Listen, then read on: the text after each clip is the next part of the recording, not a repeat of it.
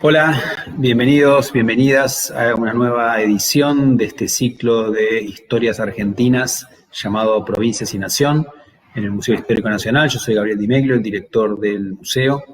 Para quienes no han venido nunca a este ciclo, les cuento cómo es. Invitamos siempre a tres destacados especialistas en distintas temáticas, entre comillas, nacionales, que analizamos en tres espacios provinciales o regionales diferentes. Vamos cambiando de temas y de espacios provinciales de acuerdo a cada encuentro. Y en el día de hoy tenemos un tema muy importante que es la cuestión de las sociedades indígenas en el siglo XX. Digo muy importante porque hasta hace no tanto tiempo, muchas veces cuando se estudiaba la historia indígena en lo que ahora es Argentina, se pensaba o en el periodo prehispánico o para el caso de los que fueron territorios nacionales, es decir, los grupos indígenas que se mantuvieron independientes durante todo el periodo colonial y los primeros tiempos del siglo XIX, su historia terminaba, entre comillas, en el momento de justamente la incorporación por la fuerza al territorio del Estado argentino. Y aparentemente, digamos, después no pasaba nada más. Entonces, es muy importante, ha habido una enorme renovación historiográfica en ese campo, que ha cambiado mucho la manera de ver la historia argentina, y hoy tenemos la suerte de contar con tres destacadas especialistas sobre la cuestión. Entonces van a estar con nosotros Guillermina Espósito, del Instituto de Antropología de Córdoba, del CONICET, hablando de Jujuy, Mariana Giordano, de la Universidad Nacional del Nordeste y del CONICET, hablando del caso del Chaco, y Claudia Salomón Tarquini, de la Universidad Nacional de La Pampa y del CONICET, hablando del caso de La Pampa. Van a hablar así, como siempre, en orden alfabético, y ustedes tienen la posibilidad de hacer comentarios en el chat y también preguntas, y al final de la exposición de cada una, que dura media hora, ponemos en común esa parte de dudas y consultas. Así que, bueno, sin más, los dejo entonces con las especialistas y al final retomamos todas las cuestiones que aparezcan. Muchas gracias por estar ahí. Saludos.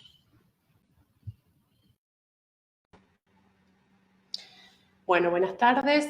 Gracias a Gabriel Di Meglio y al equipo del Museo Histórico Nacional por la invitación y las gestiones para participar de este encuentro en el que me toca hablar junto a estas destacadas colegas sobre las sociedades indígenas durante el siglo XX. Mi exposición referencia, por supuesto, a los trabajos de historiadoras, historiadores, antropólogas y antropólogos que trabajaron procesos de etnogénesis e historia indígena en general, la historia jujeña en particular, y mis propias investigaciones antropológicas con grupos collas en las tierras altas de Jujuy. Por favor, la figura 1. En este punto quiero decir que Jujuy es una provincia que tiene una diversidad de regiones con diferentes dinámicas históricas y etnológicas entre las llamadas tierras altas y tierras bajas, que aunque voy a referirme en varias ocasiones a la región de las tierras bajas, ahí lo que en la imagen se referencia como el ramal y el valle, sobre todo por la gravitación que tuvieron los ingenios azucareros como la principal actividad económica de la provincia, voy a abordar específicamente las sociedades indígenas de los territorios altoandinos de Quebrada y Puna, que a diferencia, por ejemplo, de Chaco y Patagonia, son territorios que, aún con singularidades en cada caso, fueron incorporados tempranamente a las dinámicas coloniales y luego republicanas de lo que hoy es la provincia de Jujuy. Bueno, estructuré mi presentación en torno a tres ejes que voy a ir presentando de modo interrelacionado. La próxima imagen, por favor. El primero tiene que ver con las formas de tenencia y propiedad de la tierra en las zonas de Quebrada y Puna de la provincia. El segundo eje se organiza en torno a los modos en que una diversidad de discursos construyeron imaginarios e imágenes sobre los grupos colla desde fines del siglo XIX y a lo largo del XX, y los modos en que estas interpelaciones, junto con la problemática agraria, configuraron articulaciones específicas en sus formas de construcción de identidad y praxis política.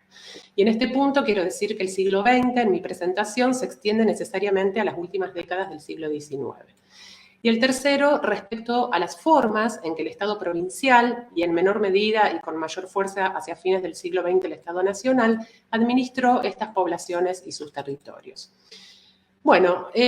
con respecto a las formas de tenencia y propiedad de la tierra, me parece importante destacar que a lo largo de su historia republicana, en Argentina no hubo una legislación nacional para las tierras indígenas, y podemos encontrar una variedad de casos según la geografía, los grupos y los contextos históricos. La próxima imagen, por favor. Jujuy heredó de la colonia diversos tipos de acceso a la tierra que fueron afectados por las reformas liberales del siglo XIX, con distinta aplicabilidad en cada región: abolición de tierras comunales, enfiteusis, leyes de ventas de tierras, etcétera, que básicamente se orientaban hacia la desaparición de todo aquello que no se encuadraba en las formas de propiedad privada y que en las tierras altas impactaron, junto a medidas como el reemplazo de autoridades étnicas por agentes estatales, en la desarticulación de lo que eran las comunidades indígenas de la Puna y de la actual quebrada de Humahuaca. Sin profundizar en los procesos que desembocaron en la estructura agraria que quedó conformada en los albores del siglo XX, sí quiero indicar que encontramos una situación en donde priman las haciendas latifundistas, una estructura de haciendas de arrendatarios con las propiedades comunales desarticuladas. Los antiguos comuneros se volvieron en menor medida, y con alguna excepción, propietarios minifundistas, y mayormente se volvieron arrendatarios de hacienda, en una situación donde unos pocos propietarios ejercían el dominio de la tierra. En los censos de fines del 19 y principios del 20, Jujuy presentaba el caso más extremo de posesión de superficie por propietario, y esto se extendió por varias décadas en el siglo XX, con arrenderos a quienes cobraban por las tierras y de los que además obtenían prestaciones laborales a través de la obligación del servicio personal de entre 15 días y un mes al año, que se mantuvo en la práctica hasta casi finalizar el siglo XX, como hemos registrado en entrevistas con ex arrendatarios. Pueden sacar la imagen si quieren. Entonces, para inicios del siglo XX, mientras en las tierras bajas el desarrollo de los ingenios azucareros había incrementado la ya histórica concentración de la tierra en pocas manos, casi al extremo de monopolizarla e incluso ejercer en ella funciones de Estado, en las tierras altas se consolidó la estructura social señorial, con centro en la hacienda, con una clase arrendataria en gran medida desposeída. En este proceso de estructuración agraria, que a su vez coincide con procesos de territorialización, donde Argentina, Chile y Bolivia reconfiguran diplomáticamente su soberanía sobre estos espacios altoandinos, aparecen las primeras referencias literarias del etnónimo Colla. Y en este punto quiero traer una categoría de Christophe Giudicelli, la de naturalistas orgánicos, una clase de polígrafos con toda clase de capitales, cercanos al poder liberal y comprometidos en la conformación de una identidad nacional, que entre 1870 y 1930 aproximadamente les dieron el estatuto de etnias a los grupos que encontraban en las crónicas y legajos que organizaban en fondos de archivo. En este contexto se crea el etnónimo Colla, que comienza a tener existencia sociológica a fines del siglo XIX, de la mano de esta diversidad de especialistas, la imagen por favor, esta diversidad de especialistas que recorrieron estas tierras haciendo un relevamiento de las condiciones ambientales, geológicas y potencialmente productivas de la región y describiendo su paso a sus habitantes. En sus descripciones hay una homologación entre territorio y población. La próxima imagen. Se hiperbolizan algunos rasgos para describir a la Puna como un espacio homogéneo, árido, de condiciones ambientales extremas, aire irrespirable, excesiva radiación solar, digamos, imágenes que constituyeron un estatuto de alteridad en los márgenes de un país que para aquellos años se erigía en torno a un patrón agroganadero centrado en la pampa húmeda. La próxima imagen.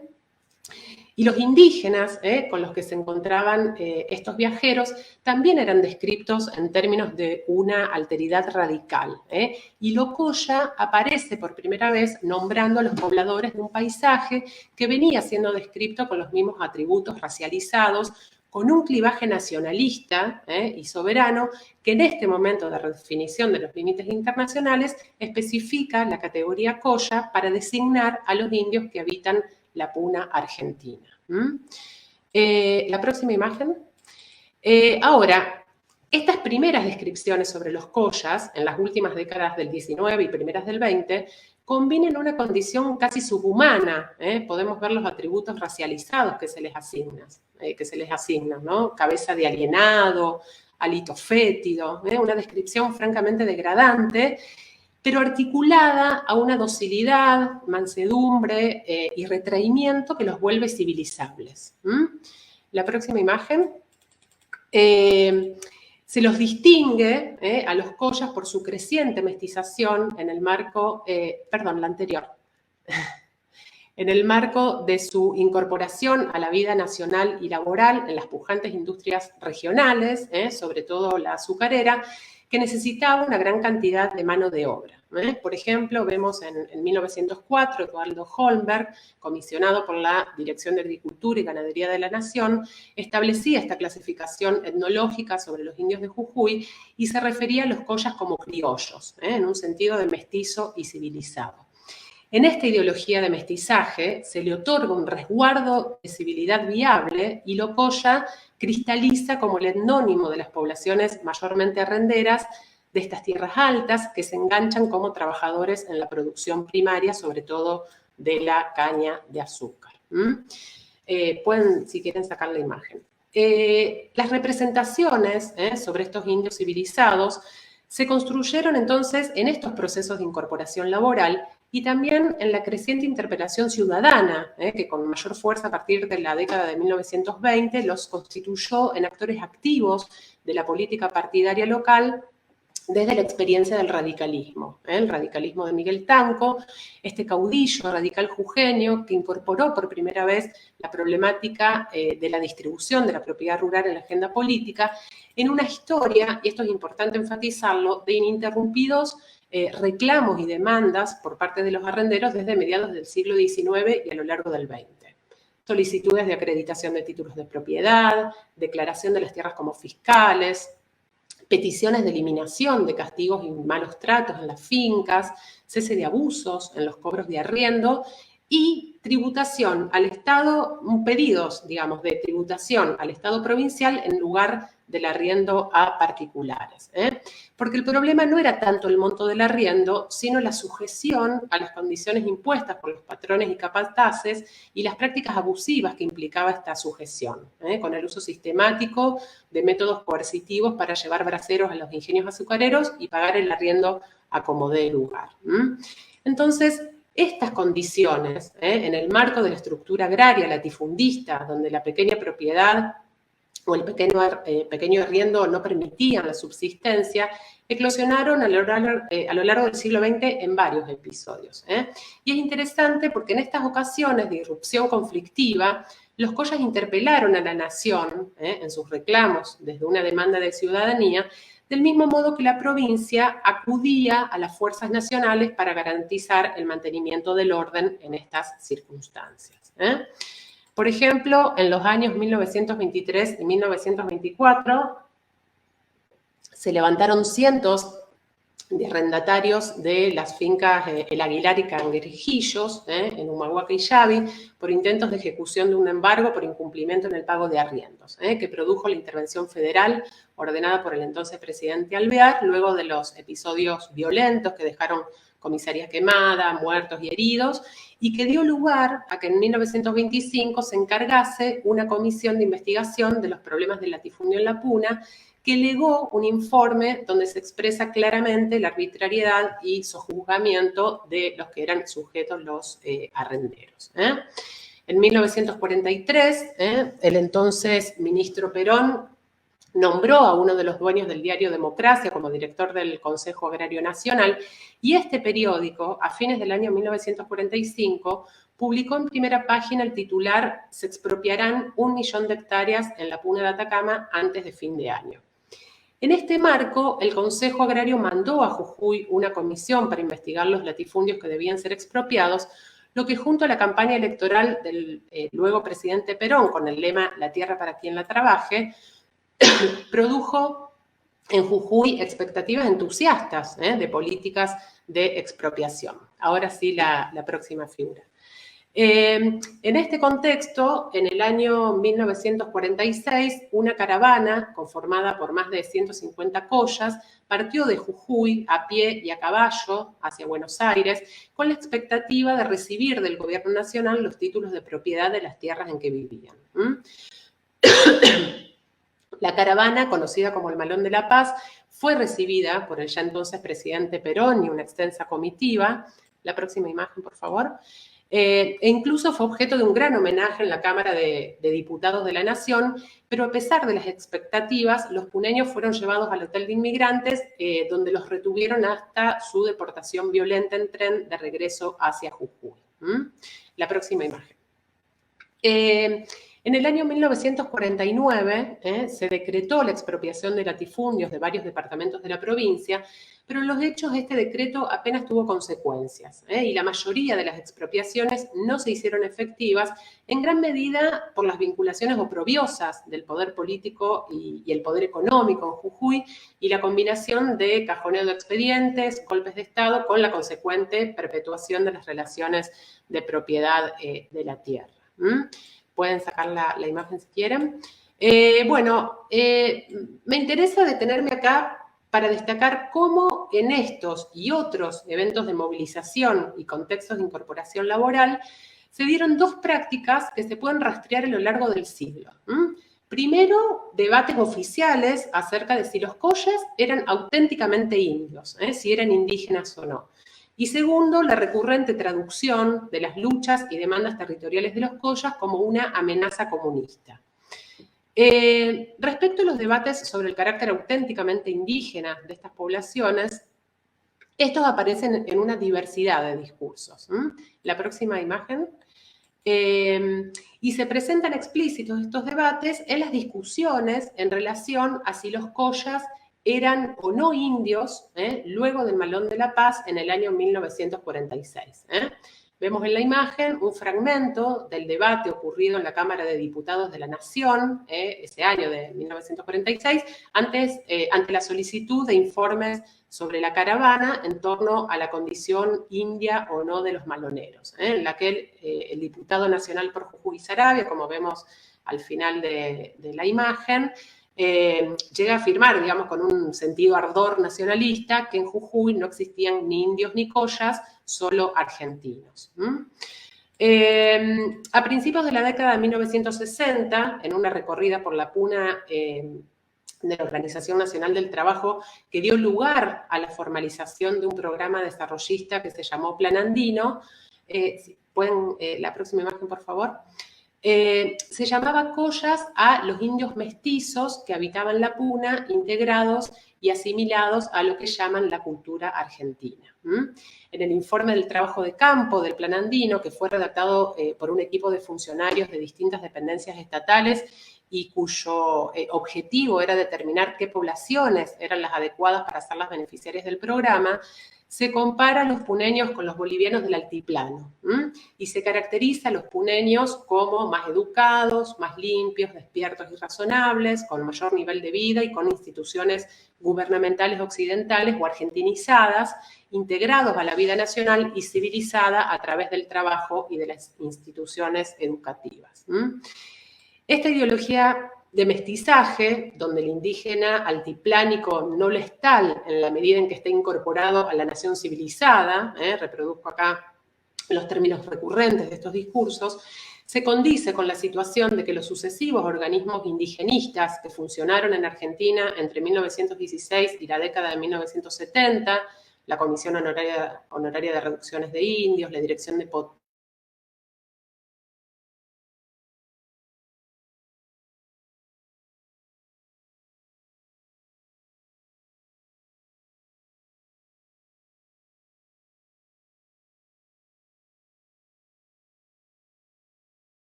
La próxima imagen, por favor, que fue traducida en términos de una increíble amenaza comunista por la clase gobernante. Las similitudes semánticas entre comunero y comunista, dos categorías que hacen referencia, no sé si pasaron la próxima imagen. Ahí. Ah, se cortó, me dicen. Bueno, ¿se me escucha? La anterior, por favor. Decía entonces que las similitudes semánticas entre comunero y comunista, dos categorías que hacen referencia a formas comunitarias de tenencia de tierra o resistencia a la propiedad privada,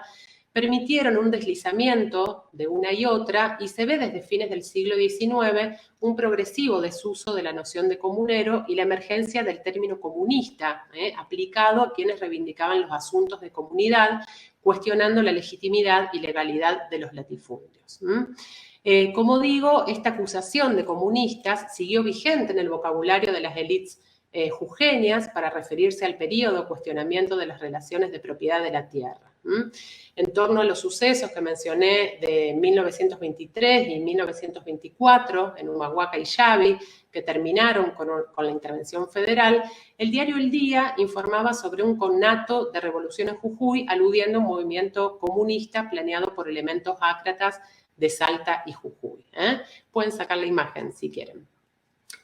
Otro caso es el que muestra Diana Lenton en torno a lo que fue el primer censo indígena nacional en 1966,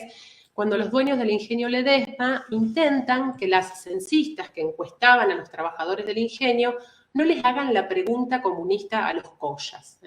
Para ellos la pregunta comunista era, en caso de tener un día mucha plata, ¿qué haría usted con ella? La respuesta unánime de los collas era, a diferencia de otros grupos, que de contar con los recursos necesarios, comprarían tierras para obtener su independencia del patrón de Hacienda y del ingenio. Durante la dictadura, iniciada en la década siguiente, en 1976, la represión en Jujuy dejó cientos de desaparecidos y detenidos, y me parece importante mencionar, como mostramos con Ludmila da Silva Catela, que las memorias de arrendatarios de Hacienda entrevistados que sufrieron la violencia del Estado durante la dictadura y también violencia de las élites económicas locales en los contextos que describí, no aparece una diferenciación entre las dos violencias, digamos. Es decir, la violencia aparece como un continuo en la regulación de las relaciones de los arrenderos reprimidos y violentados durante la última dictadura militar, en quienes, una vez más, emergen relatos de haber sido torturados y golpeados bajo el grito acusatorio de ser comunistas. Una nota, a propósito de esta época, queda por investigar el operativo Quena, en el marco del Plan Cóndor, operación conjunta entre Argentina, Bolivia y Perú, para controlar que la zona fronteriza entre La Quiaca y Villazón no fuera una retaguardia para los grupos subversivos bolivianos y peruanos. Entonces,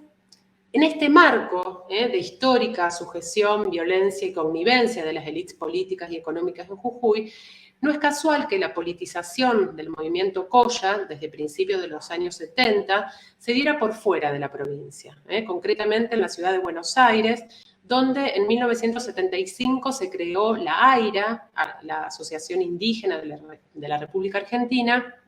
con la participación decisiva de Eulogio Frites, Colla de Abrapampa, un abogado reconocido como el padre del derecho indígena de Argentina. Luego la formación del Centro Colla, ahora sí la próxima imagen, las figuras, entre otras, de Asunción Ontiveros Yurquila, Jorge Valiente Quipildor, Fausto Durán, toda una militancia e intelectualidad colla que desde distintas posiciones entre indianistas e indigenistas articulaban una reivindicación étnica y política. La próxima imagen. Algunos de ellos con una activa participación en el posterior proceso de organización del marco legal a nivel nacional e incluso internacional que se dio en las décadas de 1980 y 1990. Vemos en estas fotos una marcha que se hizo el día de la asunción de Raúl Alfonsín, el 10 de diciembre de 1983. La próxima imagen, por favor. Y vemos acá una pequeña editorial escrita por el propio Alfonsín para la revista Pueblo Indio del Consejo Indio de Sudamérica, también en el año 1983. Ese año esa revista Pueblo Indio fue editada por el Centro Colla, donde como jefe de Estado Alfonsín asume el exterminio poblacional y cultural del que ha sido objeto el indio en nuestro país. Bueno, en la próxima imagen podemos ver la portada de esa revista que fue editada, como digo, por el Centro Colla.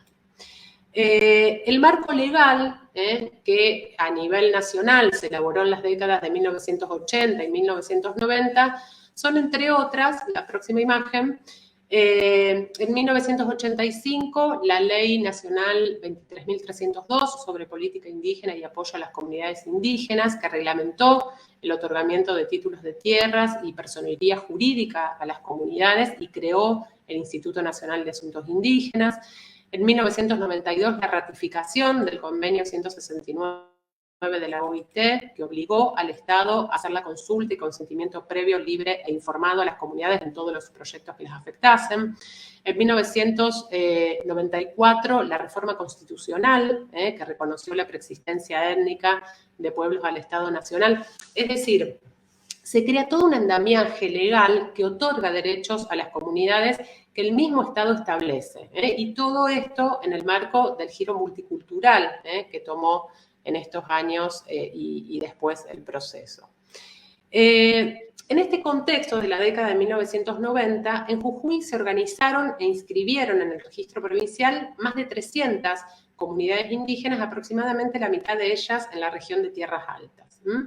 La larga historia de la que di cuenta impactó en estos procesos de fin de siglo, dando lugar a una diversidad de situaciones, y acá me voy a centrar en un caso que conozco más, que es el de la finca Tumbaya, típica hacienda de arrenderos, instalada como tal a fines del siglo XIX, cuyos arrendatarios se estructuraron por más de un siglo a las condiciones de sujeción que describí. Los ex arrendatarios de la finca Tumbaya sitúan el año 1981 como el momento en que empezaron a agitarse las aguas de algún modo sobre el tema de la expropiación de la finca. Con el último patrón, los arriendos se habían tornado muy costosos, con prácticas abusivas como el embargo de animales por incumplimiento en el pago en dinero, expulsiones, etc. Todos los relatos coinciden en el miedo que sentían al pensar en demandar al patrón. En esos años de dictadura, Tumbaya estaba intervenida y había sufrido el secuestro de 20 hombres y la desaparición de 6 de ellos, la mayoría de familias arrendatarias de la hacienda. Los secuestros y desapariciones eran muy recientes y en las entrevistas que realizamos, el miedo de aquellos años aparecía asociado a la posibilidad de que si empezaban a movilizar el tema de las tierras, les pasara lo mismo que les había pasado a los comunistas. La próxima imagen, por favor. Terminada la dictadura y con la... la anterior... y con la activa participación de agentes e instituciones religiosas y estatales, se aceleró el proceso... Dos imágenes más adelante, perdón. Decía que terminada la dictadura, empezaron a intervenir agentes estatales e instituciones religiosas, y se aceleró el proceso de organización de las familias arrenderas como comunidad aborigen Coya de finca Tumbaya. Y en el transcurso de unos pocos años, los arrendatarios pasaron a ser propietarios comunales de sus tierras en calidad de indígenas Coyas. Aunque esto no implicó la rápida naturalización de rótulos identitarios, como tampoco supuso la aceptación entusiasta de la expropiación y la mecánica apropiación, digamos, por parte de los arrenderos del sentido de reparación histórica que se hubiese esperado. La expropiación y donación de las tierras de la finca a la comunidad se articuló con subjetividades y memorias dispares y generó disputas, sobre todo generacionales, entre los propios arrenderos. Las personas de mayor edad, en general, se oponían en los años 90 a la idea de la expropiación. Las experiencias de incorporación vividas a lo largo del siglo XX marcaron un sentido de pertenencia ciudadana que ancló fuertemente en las identificaciones locales. En un sistema donde las relaciones de arriendo se vinculaban a la pertenencia a un orden ciudadano y liberal, las personas que para mediados de los 90, los abuelos que tenían 70, 80 años, no acordaban con la idea de dejar de pagar por las tierras. ¿Por qué la expropiación era resistida por los ancianos en Tumbaya? Una explicación posible está dada por el hecho de que las familias tumbayeñas se instalaron como arrendatarios en la hacienda quebradeña a fines del siglo XIX, migrando desde la puna en el marco de los convulsionados procesos políticos de las décadas de 1870 y 1880 en la región altiplánica, cuando comenzó justamente a aplicarse el término comunista a quienes cuestionaban las relaciones de propiedad imperantes. Entonces, cuando comenzó la idea de expropiar la finca Tumbaya, hacia 1980, el miedo de los arrenderos más viejos a ser víctimas de lo que les había pasado a los comunistas estaba fundado en principio en un temor a ser identificados a sus vecinos y parientes que habían desaparecido durante la dictadura, aunque nuestros análisis nos llevan a plantear la idea de que demandar la propiedad de la finca Tumbaya les implicaba también el riesgo de ser tildados de indígenas o indios, que eran los términos sobre los cuales se había aplicado históricamente la acusación de comunista. En un país cuyas coordenadas de nacionalidad se orientaron históricamente a un norte blanco y civilizado, esta trayectoria grupal de intensa y sistemática desmarcación étnica, estos indios civilizados, junto a la represión constante por tierras, generó condiciones que dificultaron el proceso de volver a ser indios en Jujuy. Aunque en los 90 los expedientes de las comunidades de ex arrenderos implicaban la expropiación de las tierras y los patrones recibieron el dinero que el Estado pagó por ellas, en muchos casos las titulaciones definitivas todavía no se hicieron efectivas. Ahora sí, esta imagen de recién. Esto dio lugar a eventos como el Segundo Malón de la Paz del año 2006, que actualizó la caravana del año 46 y manifestó el malestar de las comunidades ante las esperanzas frustradas de recibir del Estado los títulos comunitarios de las tierras. Bueno, ya para terminar, quiero introducir un aspecto crucial del proceso de endogénesis Colla, que tiene que ver con el sistemático racismo con que la categoría Colla fue históricamente investida, como vimos en las descripciones de fines del siglo XIX y principios del XX, donde a los collas se les fue negando progresivamente su condición de indígenas, pero en el mismo movimiento, parafraseando a Rita Segato, se les imprimió en su piel la huella no blanca de una historia donde se los subordinó en el proceso de formación nacional de alteridad. Entonces, en la estructura racializada y fuertemente racista que impera en Jujuy, la palabra colla es usada cotidianamente por la población blanca criolla como un insulto, intercambiable con la de indio y también con la de boliviano, con un sentido degradante para quien se dirige la nominación. Paradójicamente, respecto al criterio nacionalista que a fines del siglo XIX dio origen a la categoría colla en este territorio, una de las formas de exclusión es la adjudicación de extranjería a lo colla, específicamente como boliviano.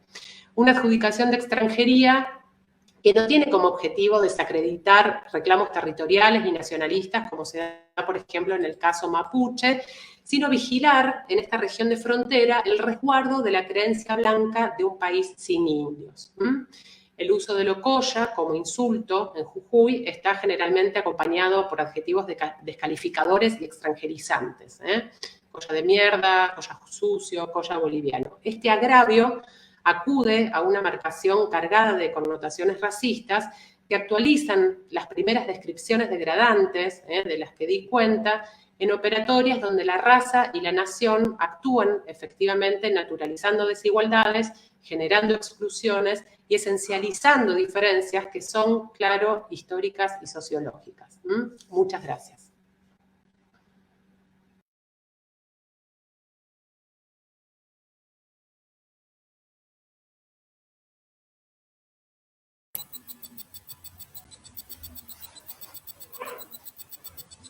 Buenas tardes, muchísimas gracias por la invitación al museo, a Gabriel, y la verdad que es un gusto compartir este espacio con Guillermina y Claudia. En mi caso, bueno, les estoy hablando desde el Chaco y voy a referirme un poco sobre el Chaco, no necesariamente sobre las sociedades indígenas, pero la idea es conversar un poquito acerca de el avance estatal sobre el territorio, el espacio chaqueño, entendiendo el espacio chaqueño como el Chaco argentino en un principio, ¿no es cierto?, que integra parte del norte de Santa Fe, Chaco, Formosa, parte de Salta también, y cómo este avance estatal involucra, de fines del siglo XIX, involucra la creación de reducciones civiles. En particular me voy a centrar en la reducción indígena de Napalpí, y dentro de la reducción de Napalpí, particularmente sobre la masacre de Napalpí llevada adelante en 1924 por el Estado argentino. No sé si se puede poner las primeras imágenes mientras voy hablando un poquito. La idea al principio es comentarles este contexto que decía recién. El año de 1884 marcó un momento significativo en la ocupación del espacio chaqueño, región que era considerada por el Estado argentino como la última frontera con el indígena. Es allí cuando ese año es cuando se realiza la gran campaña militar sobre este territorio, que fue precedida por avanzadas previas. En el primer mapa ustedes pueden ver, en este caso, estas avanzadas previas que se fueron realizando desde 1870, cómo se fue cercando desde las distintas porciones del espacio argentino a este territorio, y cómo esas avanzadas previas desde el 70 van a tener en 1884 la gran campaña conocida como la campaña Victorica. Muchas veces cuando se habla de las campañas al desierto se suelen mencionar solamente las campañas al sur, que suelen ser las más conocidas. Bueno, estas se denominaron también campañas al desierto norte. Este concepto de desierto justamente es una construcción dentro de este contexto, una construcción estatal que justificaba esa acción violenta sobre el territorio y sobre los pueblos indígenas, porque de hecho también ese concepto de desierto está haciendo referencia a la ausencia de civilización, y acá permeaba todo este discurso dicotómico de civilización y barbarie. En esta gran campaña militar victorica se producen avances sobre el territorio, pero no concluyeron en la campaña victorica, aun cuando uno lee el informe de Victorica presentado a las autoridades nacionales, parecería como que fue un paseo y que no hubo ningún muerto en estas gran campañas con una movilización terrible de tropas. Sin embargo, a los pocos años el Estado Nacional, y ahí están las otras dos imágenes, que continúa con nuevas campañas militares que son consideradas campañas de pacificación y que se prolongaron hasta 1911, 1912, teniendo en cuenta también el avance hacia lo que era el territorio nacional de Formosa. Insisto en esta cuestión de los territorios nacionales porque, de hecho, esto tiene mucha relación con lo que vamos a hablar de la reducción de Napalpí. Chaco, Formosa, eran territorios nacionales, con lo cual tenían una participación diferente en el Estado Nacional, ya que no formaban parte no tenían, mejor dicho, los derechos que tenían las provincias el resto de las provincias. De esta forma, el Chaco se constituyó en la última región ganada, entre comillas, al indígena por el Estado Nacional, e implicó la configuración de un nuevo espacio social y productivo, a la vez que un episodio más del sometimiento indígena. Este espacio había sido ocupado ancestralmente por diversos grupos indígenas que a fines del siglo XIX entonces se encontraban en lo que decíamos estos territorios nacionales y que para el caso del territorio nacional del Chaco eran los grupos Mocoit o Mocovíes, Tobas, Ocom, Huichí o Mataco y Vilelas. Además de la matanza, se puede dejar de proyectar ahora, después voy a volver a decir cuando seguimos. Además de la matanza de muchos de los líderes indígenas, las campañas militares produjeron una desarticulación y relocalización de las comunidades, su sedentarización y su progresivo acercamiento a los nacientes centros urbanos. En la zona meridional y oriental de la región chaqueña, las cuales fueron entregadas a los gobiernos civiles del Chaco y Formosa, aproximadamente se cree que hubo una reducción de 6.000 indígenas, y bueno, se crearon varias reducciones civiles en lo que era el territorio nacional del Chaco, la reducción civil de Napalpí, y en Formosa las de Bartolomé de las Casas, Ameguino y Muñiz. En esta reducción de Napalpí se concentraron indígenas Com, Mocoit y Vilela, en Bartolomé de las Casas y Ameguino, Pilagay Com, en Muñiz, Huichí. La de Florentino Meguino, de hecho, funcionó muy pocos meses, no tuvo una continuidad. Más allá de esta propuesta original enunciada por el Estado, los informes oficiales demuestran que el sistema de reducciones fue contemporáneo a prácticas de hostigamiento y represión. Fueron una de las maneras que adquirió esta estrategia de dominación sobre los pueblos indígenas y sin dudas que se deben inscribir en un proceso social genocida.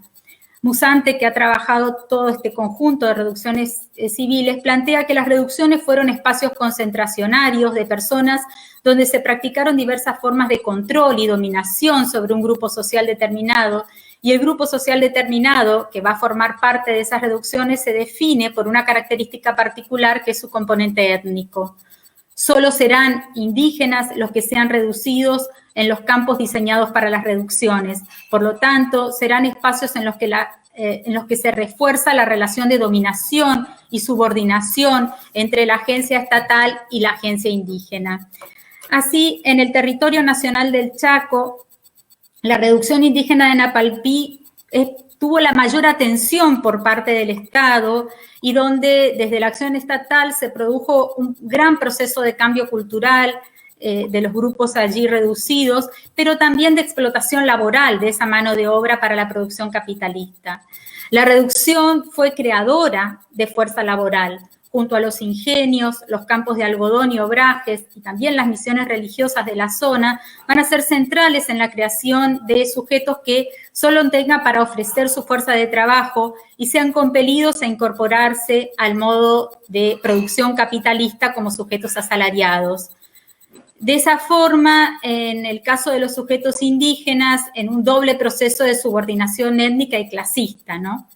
Íñigo Carrera analiza justamente la expansión de la frontera agropecuaria en este contexto de postocupación de las campañas militares. La mano de obra indígena, plantea Íñigo Carrera, fue necesaria para acompañar este crecimiento y será utilizada en los trabajos de carpida y cosecha que requieren de ese trabajo estacional. Entonces, muchas veces lo que vamos a ver es que los colonos que rodeaban las reducciones se valían de esta mano de obra disponible no solamente en los campos, sino particularmente en los lugares que proveían esta mano de obra, como va a ser Napalpí. Por otro lado, las campañas militares legitimaron el traspaso de la propiedad también de los territorios, ¿no? Esa situación de desplazamiento, marginación y explotación por parte de la sociedad dominante generó la aparición de una serie de movimientos indígenas en la región chaqueña, incluyendo algunos de previos, o sea, en la región chaqueña hablo incluso en la región chaqueña ampliada, por ejemplo, en San Javier, Santa Fe en 1904, en Florencia, Santa Fe también en 1905, el de Napalpí y Zapallar, 1924 y 1933 en el territorio nacional del Chaco. Todos estas sublevaciones, como eran presentadas generalmente, fueron precedidos y seguidos de violencias represiones a manos de las fuerzas policiales o de particulares, y obviamente involucraron matanzas significativas. La territorialización que siguió a la ocupación del espacio chaqueño supuso un cambio diferenciador referente a los grupos étnicos a partir de operaciones de desplazamientos espaciales, mientras se iban profundizando todos los procesos de homogeneización mediante la integración del indígena al Estado-Nación, entre ellos la escolarización, la incorporación a través de la documentación, constituyeron sin dudas actos formales y simbólicos homogeneizadores de la integración del indígena chaqueño como ciudadano. Las reducciones integraron toda esta estructura a la que hacemos referencia. Yendo hacia Napalpí, debemos tener en cuenta que la reducción, como dije antes, estuvo compuesta desde su fundación por indígenas Com, Mocoy de la zona y un escaso grupo de vilelas que fueron trasladados desde Resistencia, que era la capital del territorio nacional del Chaco y capital de la provincia del Chaco. Los vilelas cumplían funciones policiales en la administración de la reducción. Aquí ya estamos viendo un conflicto interétnico que persistió durante mucho tiempo por esta situación. En este contexto en que nosotros vamos a ubicar la masacre de Napalpí, a la que vamos a hablar, la protesta se inició por parte de las comunidades indígenas de la reducción en contra del trabajo forzado, la violencia policial, la explotación y arbitrariedad de la administración. Y esto va a tener como su punto central el 19 de julio de 1924, que es la fecha que se considera el día de la masacre, pero vamos a ver ahora cómo hubo muchos eventos previos, con una fuerte represión por parte de la policía territoriana con apoyo del Aeroclub Chaco, y un saldo, bueno, que no es muy preciso de muertos, pero hay un rango entre 400 y 700 indígenas muertos, junto a algunos criollos también que se plegaron a la huelga. Debemos tener en cuenta que en el contexto en el que se produce esta huelga indígena, estos reclamos por parte de los indígenas reducidos en Napalpí, coexistía un imaginario que venía ya desde principios del siglo XX, que en muchos elementos también los comentó recién Guillermina, y que muchos de ellos persisten hasta la actualidad. Este imaginario que era muy visible en la prensa de la época, principalmente acá en el Chaco, donde se aludía al indígena como el indígena corrupto, vinculado a ciertos hábitos sociales y familiares, y ahí es que se recuperaba todo el imaginario del salvajismo, el indígena sucio, y esa suciedad estaba relacionada discursivamente con la fealdad, el indígena haragán, que no servía para nada, pero que sin embargo en los discursos oficiales aparecía la importancia de la mano de obra indígena. No, pero en el imaginario chaqueño y principalmente de la sociedad hegemónica, estos eran algunos de los conceptos que circulaban. Sin duda que en los periódicos que mencionaba recién, en los años anteriores a la sublevación de Napalpí, como lo van a presentar muchos de ellos, pero en forma inmediata a los hechos de 1924, los diarios comenzaron a reproducir demandas de los colonos de la zona por la necesidad de mano de obra para la cosecha algodonera, y estas demandas ponían de manifiesto que los indígenas no estaban siendo utilizados por los colonos, y por eso se aludía a que estos indígenas no servían para nada, ¿no? Leo un pequeño párrafo de un diario local que decía: nada bueno se puede esperar de esa raza salvaje, y menos si se quiere dirigir la colonización desde las oficinas de Buenos Aires. El indígena del Chaco no entiende nada de agricultura ni sirve para la cosecha de cereales que no conoce. Estos indígenas solo sirven para trabajos rutinarios, y eso no porque lo hagan mejor que los otros peones, sino porque se les paga menos. Acá se estaba poniendo de manifiesto también esta cuestión respecto de que la administración de la reducción de Napalpí les pagaba muchísimo menos a los indígenas por su producción que otros privados, digamos. En el contexto previo a Napalpí se comienzan a plantear en los textos y en las demandas de los colonos de la zona una amenaza de malón. Se retoma ese concepto decimonónico del malón indígena que supuestamente se había abandonado porque las campañas militares habían logrado la tranquilidad en la región, pero ahora se retoma todo el discurso del malón y se plantea una oposición conceptual entre chaqueños, colonos, civilizados, nativos, en oposición a indígenas, salvajes, alzados, y en los diarios obviamente se sostenía la legitimidad de los reclamos de los primeros, de los chaqueños, colonos, civilizados, nativos, por sobre los segundos. Acá también aparece toda esta cuestión de que son chaqueños los colonos, no son chaqueños los indígenas.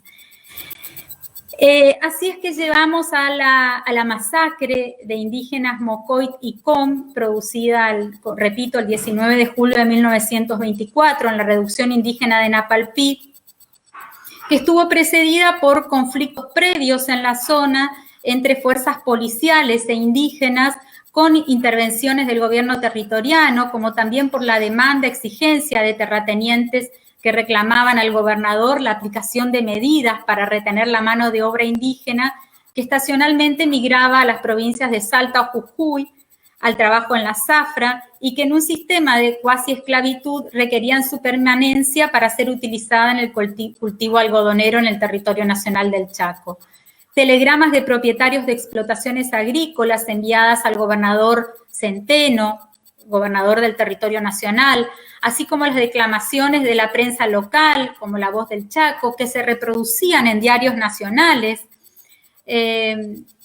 actuaron de órganos legitimadores de las demandas para la retención de los indígenas.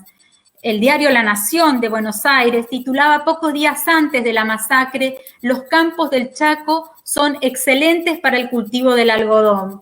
Por su parte, de las demandas de abusos y conflictos de la policía territoriana desde meses anteriores a la masacre, eran presentados solamente desde los interlocutores blancos. Así, los conflictos entre indígenas y policías en diversos puntos del interior del Chaco comenzaron a ser difundidos tanto en notas de vecinos como en la cobertura periodística, retomando la discusión que decíamos antes de indio alzado, del malón indígena. En una nota enviada al Ministerio del Interior por vecinos de Machagay, población cercana a la reducción de Napalpí, se plantea: ávidos de venganza, los indios compañeros de los citados se presentaron a la comisaría, 4 de ellos encabezados por un tal Maidana, caciquillo, armados de flamantes Winchesters, y en tono provocativo presentan una carta amenazadora mandada por el cacique Machado, que dice ser oficial de la policía indígena, célebre forajido, reclamando los caballos de los tres presos. Esta carta es solo uno de los ejemplos que pone de manifiesto los aspectos institucionales, ideológicos y el rol de la población civil en los eventos que llevarán a la masacre del 19 de julio, porque está poniendo a los indígenas que a los mismos policías territorianos les habían dado armamento para convertirse en controladores de sus pares indígenas, los están poniendo como los responsables de los conflictos armados que se estaban sucediendo en el interior del Chaco. Así es que podemos ver un complejo mapa de actores que perfilan lo que Silverman ha dado en llamar una organización colectiva de un grupo de perpetradores para producir un evento genocida como la masacre de Napalpí. Este mapa de actores es muy amplio, pero sin dudas hemos mencionado algunos de ellos: la policía, vecinos, agentes estatales, algunos vecinos porque participaron directamente y otros por complicidad, y sin dudas la responsabilidad también de la prensa de la época y aquellos que participaron específicamente: gendarmes, un piloto del Aeroclub del Chaco y un acompañante del Aeroclub, y los vecinos criollos. Nosotros hemos trabajado, bueno, yo me dedico mucho a fotografía, trabajo mucho con fotografía, y si bien había trabajado en un momento los discursos periodísticos y el discurso estatal respecto de la masacre de Napalpí, en el año 2006 pude hallar un grupo de fotografías, que ahora sí les voy a pedir si pueden ir proyectándolas, obtenidas por un antropólogo de La Plata, Robert Lechmann-Nietzsche. Lechmann-Nietzsche venía regularmente al Chaco y siempre acompañado por un fotógrafo para realizar estudios antropológicos, y utilizaba la fotografía con un interés antropométrico, que en este momento ya estaba bastante flexibilizado en cuanto al tipo de toma. y todos los registros de la época, incluso los diarios de la época y el mismo Estado lo va a convocar posteriormente para que preste declaración, lo ubican a Lehmann Nietzsche, vuelvo a repetir, un investigador alemán radicado en la Argentina, perteneciente al Museo de la Plata, lo ubican a Lehmann Nietzsche el día de la masacre, el día 19 de julio de 1924, en la reducción de Napalpí. Esto es lo que me llevó a mí a buscar insistentemente las imágenes, porque conociendo el trabajo de Lehmann Nietzsche sabíamos que él siempre estaba con una cámara. Y así es que pude encontrar un grupo de imágenes que en el 2006 pude socializar con algunos referentes indígenas. En particular, a los primeros que mostré estas imágenes fueron a Juan Chico y David García, porque la verdad es que si las podemos pasar de a poco, algunas de ellas, lo que vamos a ir viendo es que estas imágenes más bien contienen parámetros del retrato antropológico, un poco flexibilizado desde los estudios antropométricos de fines del 19 ahora. Y también vamos a ver que hay algunas tomas grupales, si pueden ir avanzando. Estos son retratos individuales que ubican a los indígenas en el espacio de la administración de la reducción, que es donde estaban estas edificaciones. Y los referencian en los escritos como Toba y Vilela. Y ahí ya aparece una cuestión, que los Vilela eran, como mencioné antes, los policías de la reducción, la policía indígena de la reducción. Entonces, estas imágenes que estamos viendo de modo alguno nos podrían señalar una cuestión vinculada a violencia o a masacre. Y esto es lo que habría un signo de interrogación acerca del rol, si podemos parar ahí un segundito, del rol de Lehmann Nietzsche. ¿Qué ocurre con Lehmann Nietzsche el día de la masacre? En esta imagen, sí, lo que me habilitó a mí a una serie de interrogantes y a conversarlos con los interlocutores indígenas que mencioné recién, fue que tanto en esta imagen como en una que ya pasó antes y en otras que vamos a ver después, no sé si alcanzan a distinguir que algunos de los indígenas portan un pañuelo blanco en el antebrazo. Si pueden seguir en otras de las imágenes, se puede ver también algunos de esos, si pueden seguir avanzando. El hombre que está parado a la derecha también porta este pañuelo blanco. Y en ese contexto, cuando se lo muestro, acá también aparecen varios que se muestra este pañuelo blanco. Juan Chico me dice que su abuela, que había sido sobreviviente de la masacre, le había contado que en este contexto de la masacre, no solamente el día 19 de julio, sino los días anteriores y los meses siguientes, se los identificaba con un trapo blanco a aquellos que eran los indios amigos, es decir, aquellos que estaban con la reducción. Y el que no portaba el trapo blanco era considerado el salvaje, porque eran los indios sublevados. Entonces, esta información que Juan fue recabando a través de la memoria oral, Juan había escrito ya un libro con testimonios de la masacre de Napalpí y había trabajado también con una sobreviviente. Después iniciamos a partir de eso un trabajo conjunto que luego voy a comentar porque nos lleva a la masacre y qué ocurre en la actualidad con este hecho. Pero quiero seguir mostrándoles las imágenes, si pueden ir avanzando, para que vean este conjunto de imágenes que están mostrando lo que era la reducción y un escenario apacible, tranquilo, que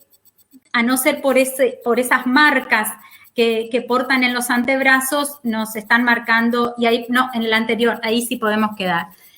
Y sin dudas, esas marcas nos estaban señalando, sí, este evento del avance estatal, pero también particularmente esta imagen del avión que estamos viendo ahora, que de puño y letra de Lehmann Nietzsche en alemán está escrito avión contra levantamiento indígena en Napalpí, y donde el mismo Lehmann Nietzsche está representado junto a vecinos, autoridades, no los conocemos, muchos de ellos portando armamento, Winchester particularmente, y también hay un grupo de indígenas que se encuentran en un segundo plano. Bueno, nosotros hemos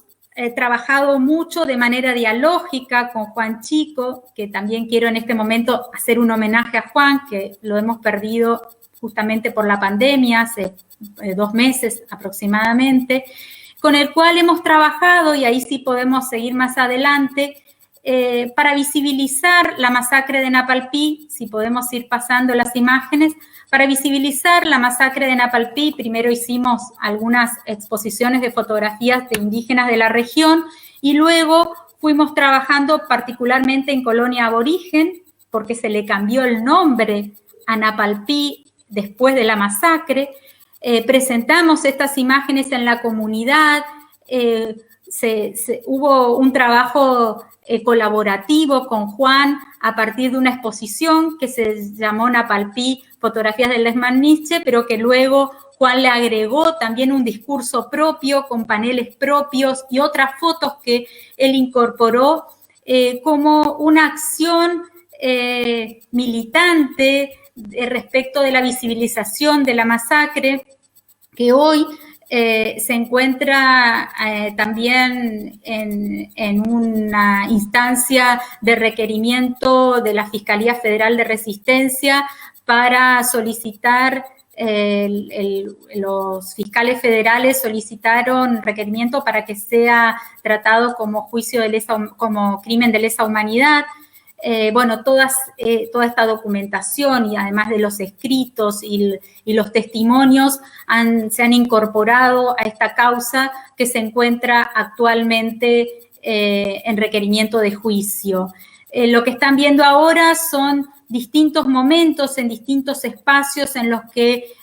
con Juan fuimos llevando estas imágenes de la masacre, que hoy ya son imágenes que circulan por distintos espacios y que las comunidades están teniendo un uso político también, además de lo que ha hecho Juan de estas mismas imágenes, y que sin duda nos reconforta porque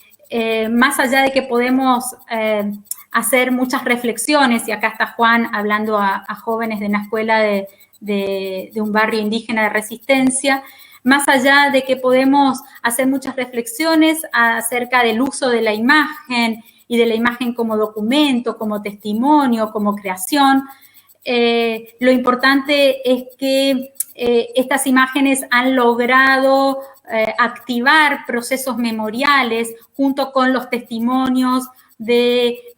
las sobrevivientes, de los familiares de los sobrevivientes, y se han convertido sin duda en una herramienta política que Juan particularmente ha utilizado de manera muy activa. Muchas gracias.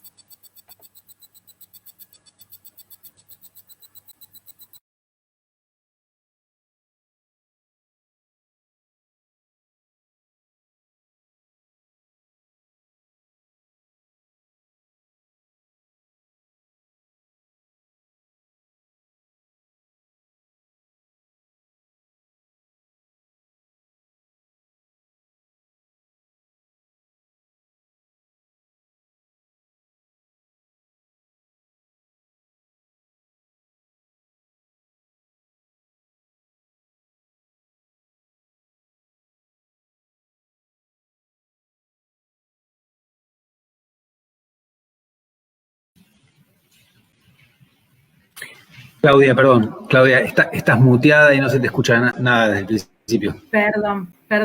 Empecemos de una vez. Decía, bueno, muchas gracias, buenas tardes.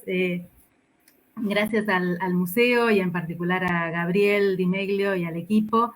Decía que los procesos de los que han hablado Guillermina y Mariana tienen muchos puntos en contacto con algunos que vamos a ver nosotros para el caso de La Pampa.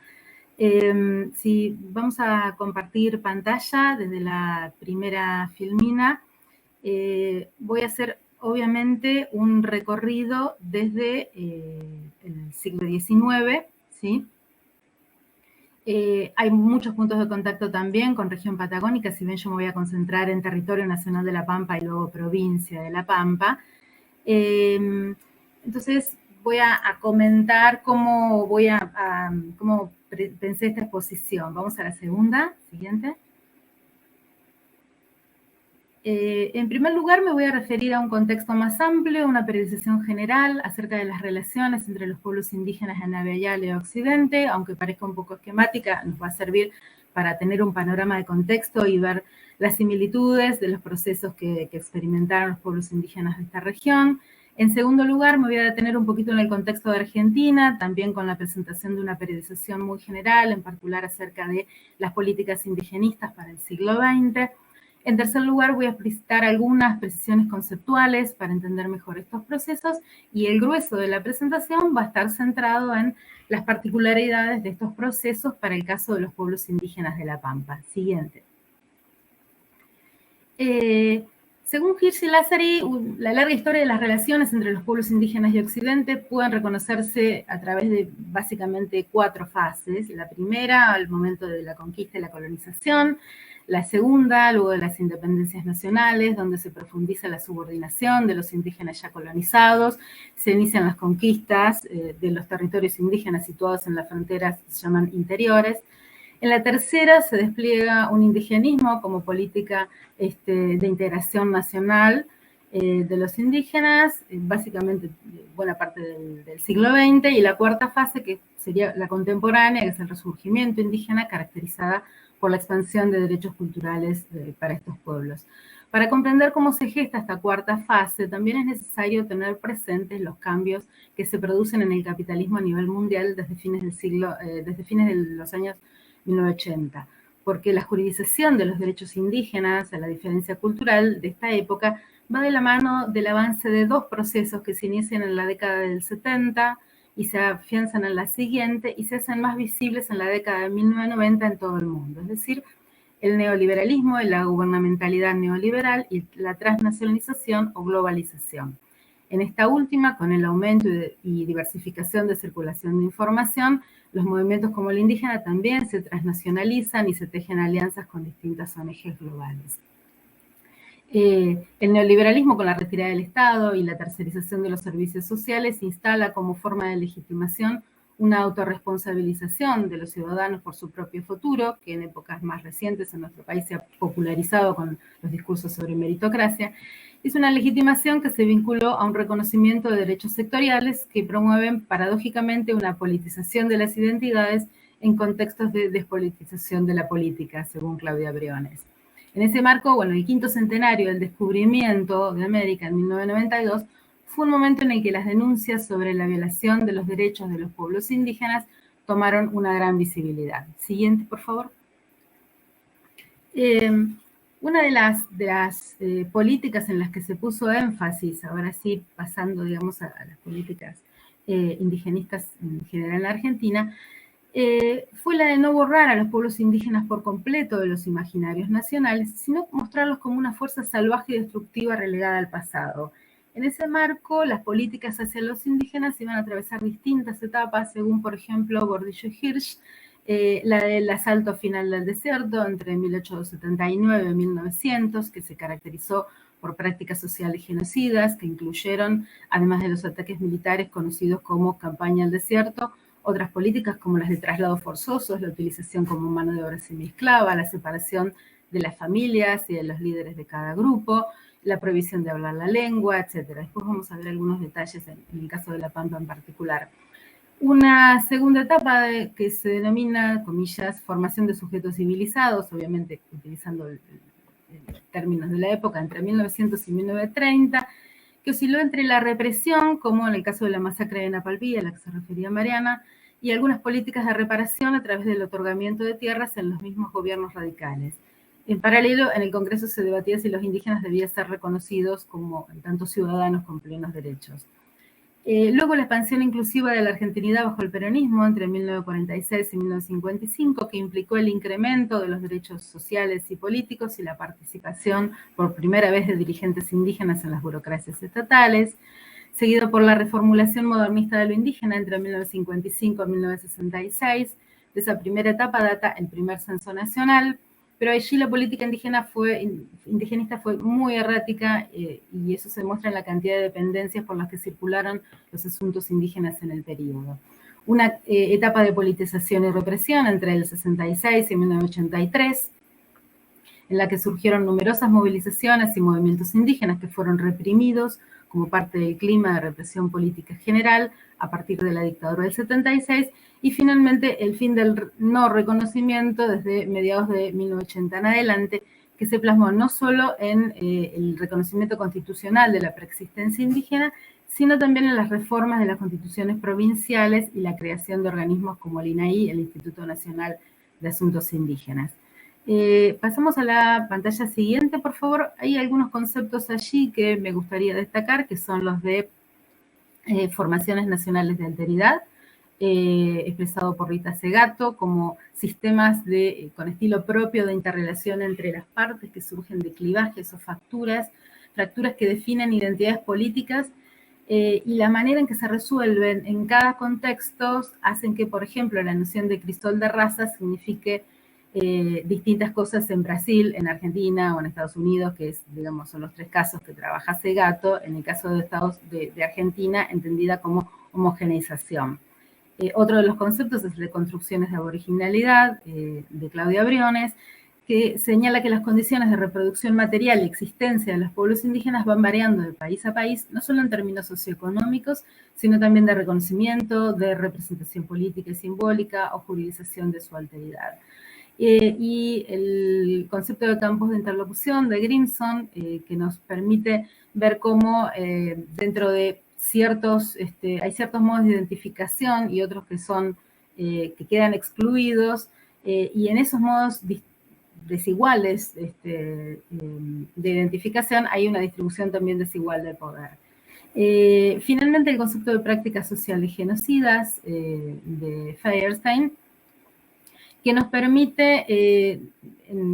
a diferencia, digamos, del concepto de genocidio en términos generales, el de prácticas sociales genocidas apunta a evitar perspectivas que tiendan a cosificar estos procesos, equiparándolo, por ejemplo, a fenómenos climáticos naturales o que formarían parte de cierta naturaleza del hombre. La práctica social implica siempre un consenso llevado a cabo por seres humanos, dice Feuerstein, y requiere de entrenamiento, legitimación, consenso, y difieren de una práctica automática o espontánea. Y también remiten a la incompletud, es decir, el carácter incompleto de ese proceso que se reactiva en determinados momentos y permanentemente a partir de distintas políticas. Si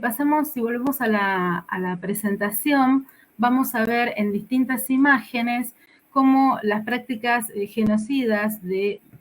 Pampa y Patagonia se fueron legitimando a lo largo del siglo XX, en el caso particular en La Pampa, pero también en el resto de Argentina. No sé si se está compartiendo, se puede compartir las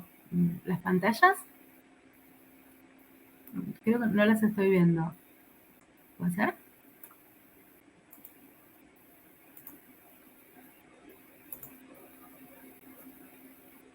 Bueno,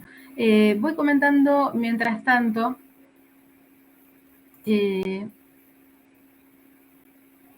Si pudiera compartirlas desde acá.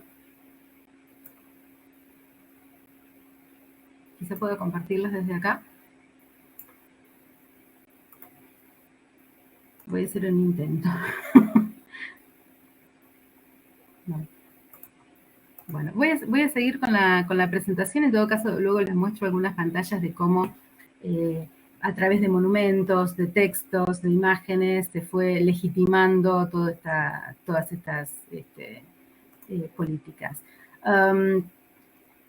el caso de La Pampa, tendríamos que comenzar, para pensar mejor estos procesos, a partir de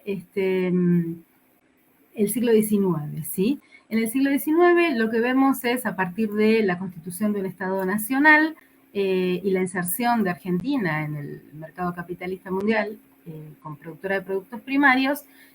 la necesidad y la exigencia de ocupar las tierras bajo control indígena. Estaríamos en la filmina 14. Allí entonces la preocupación del Estado fue más que nada avanzar sobre las tierras ocupadas por los grupos indígenas, y para eso se dedicaron a aislar a Calfucurá, por ejemplo, tratar de desarticular sus alianzas, debilitar las relaciones internas de los ranqueles. En 1867 el Congreso aprobó la ley de traslado de frontera sur hasta los ríos Negro y Neuquén, pero el Estado, un Estado, digamos, en consolidación, con los intentos de controlar estados provinciales, sumado a la Guerra del Paraguay, fueron demorando la ejecución de estos proyectos, y en 1875 se encaró una política sistemática de avance sobre estas tierras y se fue homogeneizando un bloque ofensivo a nivel nacional. Luego de la Guerra del Paraguay, el traslado de las tropas al sur de la frontera de Córdoba también provocó un debilitamiento en la capacidad de negociación de los ranqueles, ya desde principios de la década de 1870, y a partir de aquí se van iniciando desmembramientos importantes con la pérdida de autonomía e instalación en el sur de Córdoba y San Luis de grupos de esta parcialidad. Ahora lo voy a comentar rápidamente. Pasamos a la siguiente. En agosto entonces del 75 se aprobó el plan de Adolfo Encina, el por entonces ministro de Guerra y Marina, para extender más hacia el oeste de la provincia de Buenos Aires la línea de Fortines.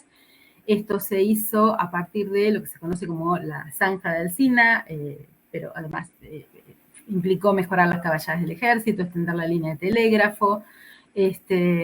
y comenzaron una serie de operaciones militares en los primeros meses del 76. Se levantaron alrededor de 100 fortines a lo largo de 374 kilómetros, y comenzaron la serie de ataques del Ejército Nacional a las tierras cercanas a esos nuevos puestos, ataques a partir de los cuales se asesinaron y capturaron integrantes, por ejemplo, de grupos de Catriel y Pincén a lo largo de noviembre del 77. De esa manera, las medidas defensivas planificadas por Alsina, sumadas a las incursiones del Ejército Nacional a las tierras adyacentes, que formaban parte del mismo plan, habían comenzado a minar seriamente la capacidad de resistencia indígena. Siguiente. Ese plan de ocupación de Alsina fue muy divulgado en la prensa, discutido y conocido por los diarios que llegaban a las tolderías indígenas. Y frente a eso hubo varias opciones y posibilidades. Por un lado, la de resistir esos avances a partir de varios grupos indígenas que realizaron una serie de malones. Otros contingentes huyeron hacia el sur, hacia los asentamientos de familiares, y una de las más habituales, por lo menos en la zona, digamos, sur de Córdoba, norte de lo que es actualmente la provincia de La Pampa, fue la desarticulación de los ranqueles, con las presiones de una serie de derrotas, la imposibilidad de conseguir ganado, obtener campos para hacer pastar a los pocos animales que les quedaban. Los fantasmas del hambre y de la viruela empezaron a presionar cada vez más, y en ese contexto algunos grupos optaron por entregarse, como los de Juan José Catriel en mayo del 77, Manuel Grande y Ramón Trepailao, o Ramón Cabral hacia el norte. Luego de la muerte de Alsina, a fines del 77, Roca dio un viraje a la política que ya de por sí era ofensiva, aunque no con... siempre está esa idea, digamos, de caracterizar a la política de Alsina como defensiva y a la de Roca como ofensiva, pero lo cierto es que estos ataques habían comenzado ya en los años previos, y se plasmaron luego en lo que se conoció como Campaña del Desierto en sus dos etapas en el sur, ¿no? La del 1878 y 1879, para desplazar y capturar a los grupos ubicados en provincia de Buenos Aires, lo que es actualmente La Pampa y hasta el curso medio del Río Negro, y la segunda fase, entre 1881 y 1885, ahí ya con Roca como presidente, hacia más al sur, lo que actualmente comprenden las provincias de Neuquén, Río Negro y Chubut. La siguiente. En ese contexto, y a pesar de las escandalizadas denuncias de algunos medios de prensa, hubo una serie de dispositivos que concurrieron a exterminar importantes porciones de población, desarticular los grupos y asegurar la invisibilización de los sobrevivientes, no solo en la región pampeana, sino en el resto de la recién constituida nación, como estos, ¿no? Por un lado, el exterminio físico, no solo en las campañas militares, sino a raíz de las condiciones de hambre, frío, enfermedades y marchas a pie forzadas. La desestructuración de las redes sociales previas, mediante una serie de mecanismos en los cuales se destacan no solo la prohibición del reconocimiento de liderazgos previos y la desvinculación de los líderes del resto de los contingentes, sino también el confinamiento en campos de concentración y cárceles, su deportación como mano de obra a las zafras azucareras, yerbatera, algodonera, su incorporación a la policía, al ejército, a la marina, y la afectación de niños y mujeres al servicio doméstico urbano.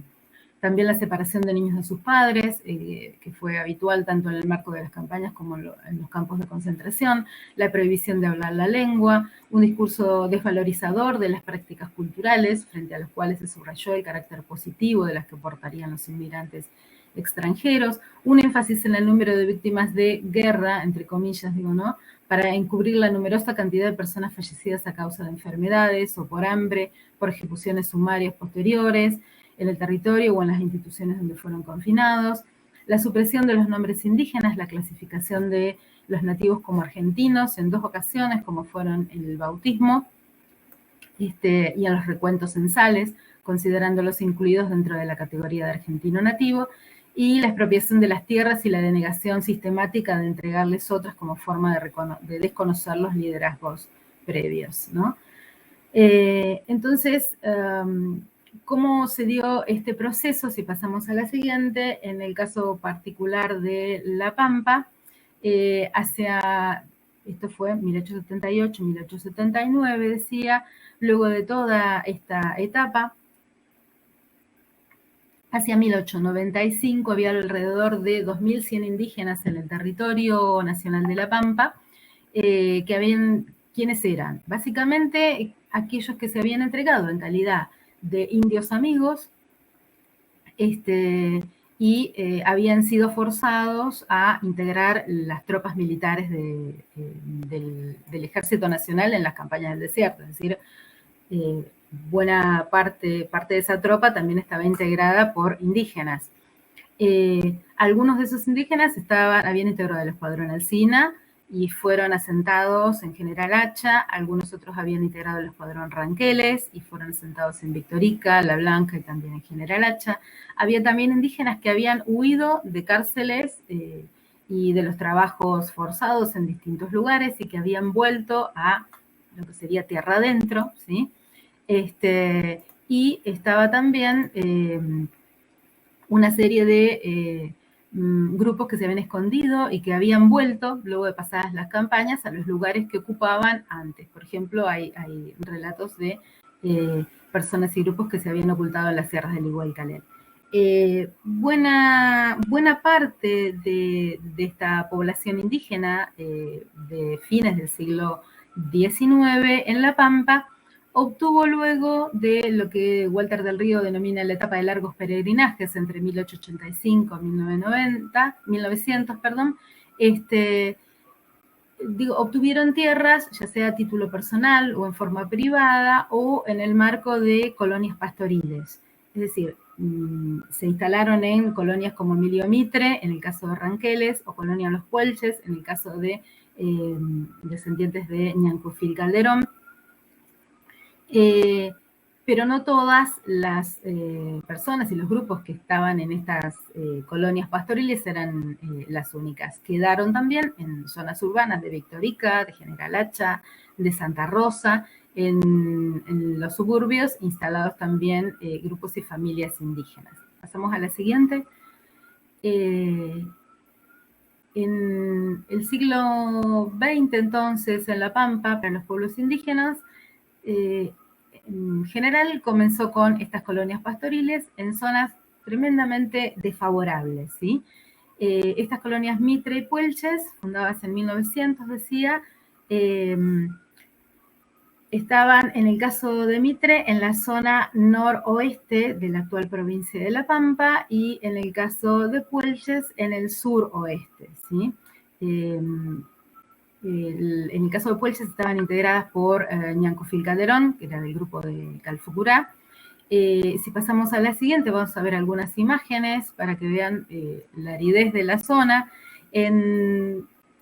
Allí se otorgaron a cada familia, en el marco de estas colonias, unas 625 hectáreas, ¿sí? Sí, en la siguiente imagen vamos a ver que para esa zona la unidad económica estaba calculada en 10.000 hectáreas, actualmente en 5.000 hectáreas, y se le entregaron, 625 hectáreas a cada familia, ¿sí? Eran tierras sumamente áridas, como digo, había mucha dificultad de hallar agua potable, excepto al margen del río, para el caso de los animales, y a eso se sumaba la falta de transporte hacia esas zonas. ¿Podemos pasar ahí a la siguiente? Bueno, las limitaciones de esas colonias, que respondían en buena parte a las reticencias por parte de las instituciones estatales de evitar la concentración de población indígena en espacios que todavía controlaban muy poco, dieron por resultado con el paso de los años un desmembramiento progresivo de esas poblaciones. Pero a lo largo de las primeras décadas del siglo XX, lograron subsistir con una relativa autonomía sin tener que ingresar de manera permanente al mercado de trabajo regional. ¿Cómo lo hicieron? Bueno, básicamente, si pasamos a la filmera 21, ahí verán que dentro y en las inmediaciones de esas colonias se fueron combinando formas de obtención de distintos recursos, como la cría de lanares, algunos animales domésticos como gallinas, pavos, la recolección de frutos, en particular de piquichín, chañar, algarrobo, y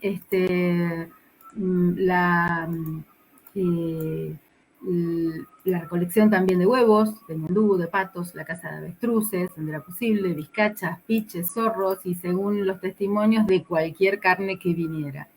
Esas actividades se desarrollaban en los puestos, es decir, el tipo de asentamiento que se generaba, una zona que incluía el espacio doméstico, el peridoméstico y un área para pastajes de animales. La 21, bueno, ahí ven algunas imágenes de la aridez de la zona,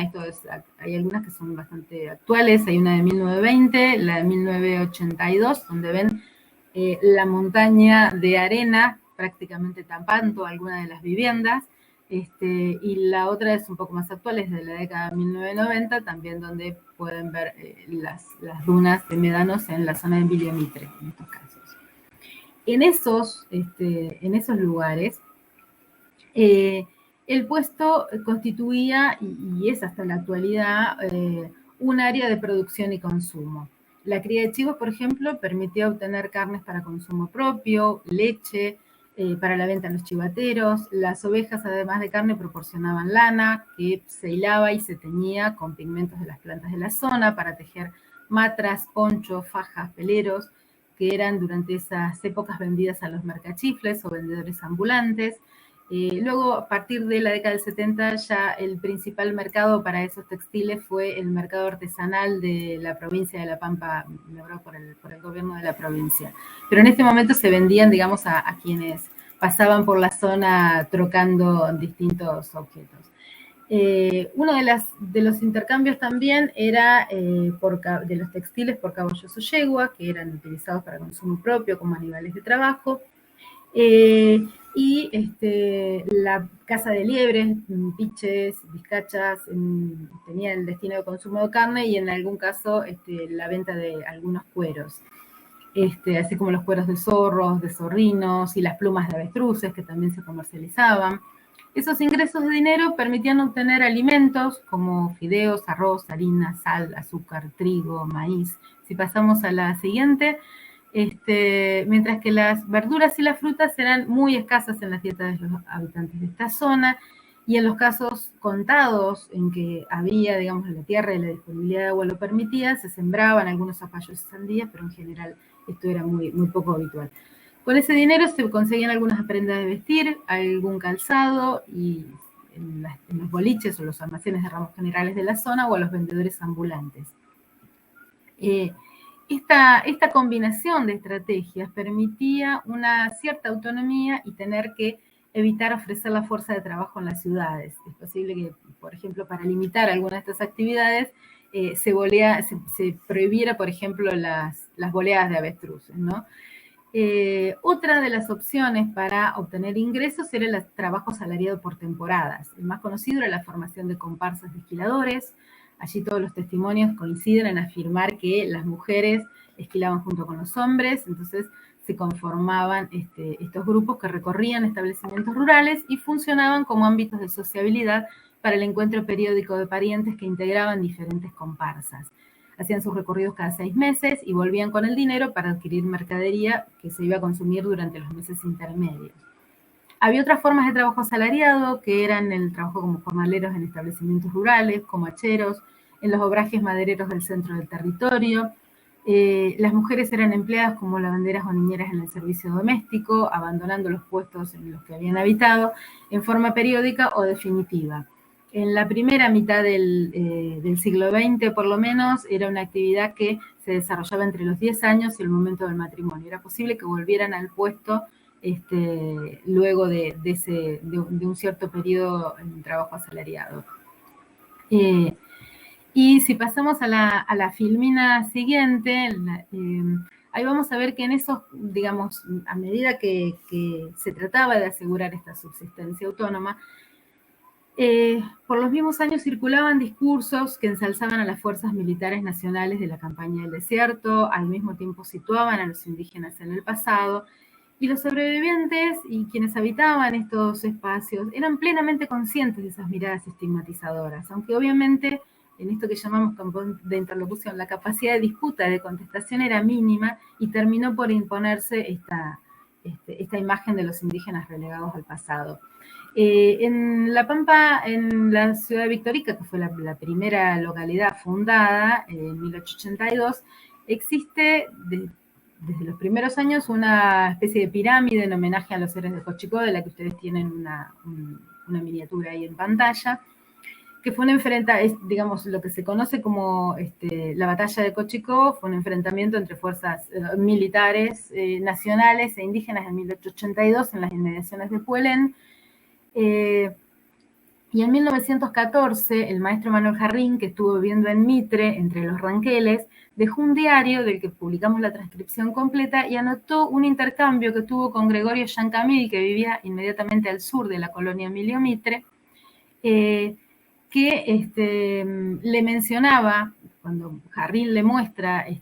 una nota a un periódico con motivo del aniversario de la batalla de Cochicó, del combate de Cochicó, Yancamil dice que lo miró y sonrió y dice: ¿cuánto se miente, señor? ¿Cuánto se miente? Entonces empezó a contarle cuál era su propia versión de este famoso combate de Cochicó, que luego Jarrín publicó en un diario local. O sea, había un intento, una capacidad, una intención de contestación frente a esos discursos hegemónicos que obviamente tenía muchas menos posibilidades de ser escuchados, ¿no? Si vamos a la siguiente.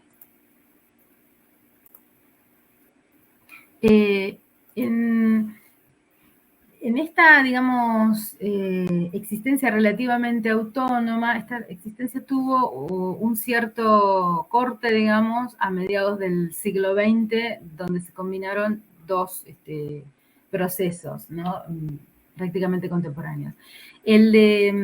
simultáneos. El del aumento del control sobre los espacios en el oeste, que tuvo que ver con una mayor presencia de instituciones estatales, con políticas en los años 30 y especialmente en la década de 1940, las gobernaciones de Virasoro y Duval,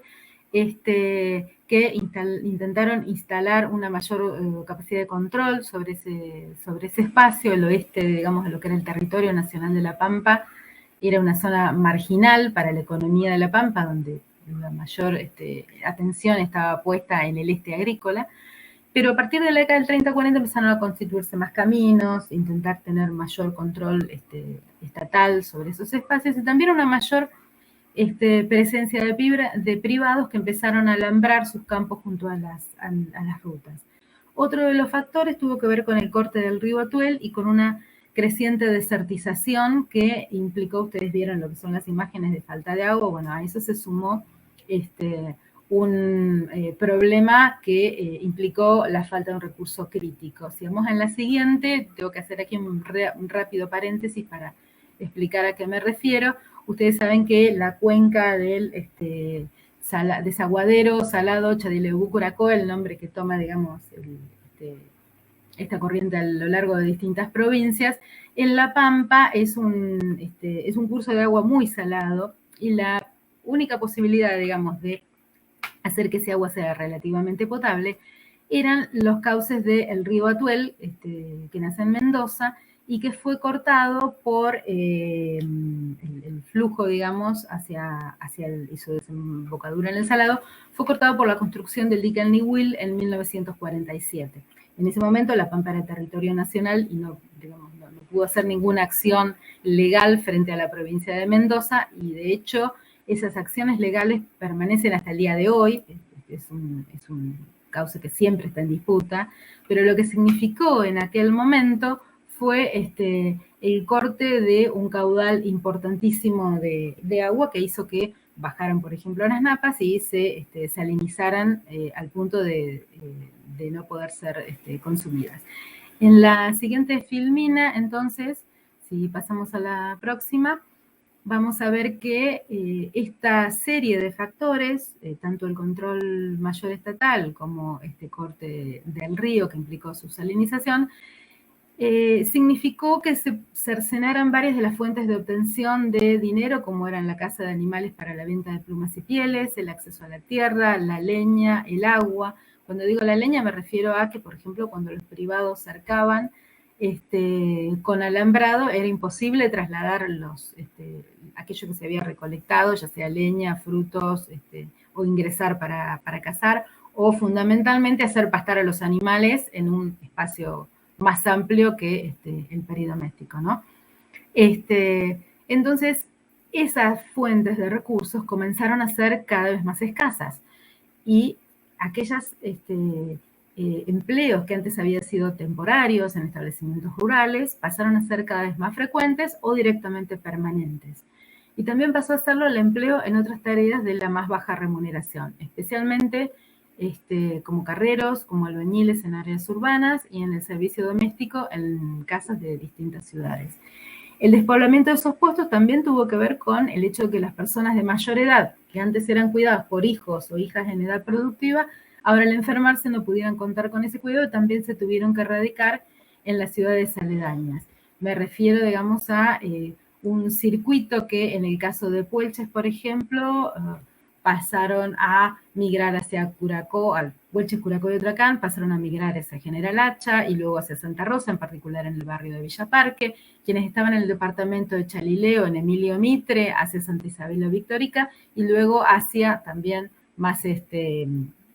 este de la ahora provincia,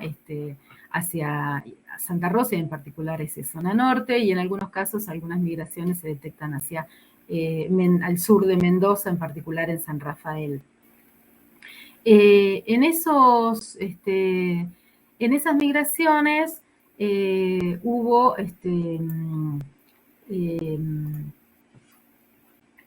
la posibilidad de trabajo asalariado y la posibilidad de que los parientes ayudaran para proveer, por ejemplo, vivienda provisional, hacer contactos para algún trabajo, algún tipo de